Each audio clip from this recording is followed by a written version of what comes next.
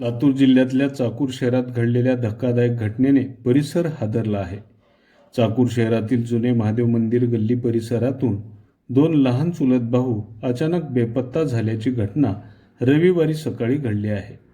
रविवारी दुपारच्या सुमारास बेपत्ता मुलांपैकी एक देवांश मंगेस्वामी हा 7 वर्षीय लहान मुलगा चाकूर उजळम मार्गालगत एका जुन्या घराजवळील मोकळ्या जागेत मृत अवस्थेत आढळून आला आहे.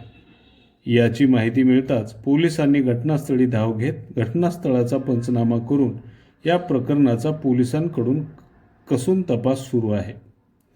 या लहान मुलाच्या मृत्यूचे नेमके कारण अद्याप समोर आलेले नाही.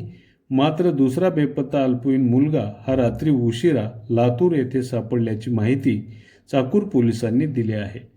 या प्रकरणी चाकूर पोलीस ठाण्यात अज्ञात व्यक्तीविरुद्ध खुनाचा गुन्हा दाखल करण्यात आला असून पुढील तपास चाकूर पोलीस हे करत आहेत.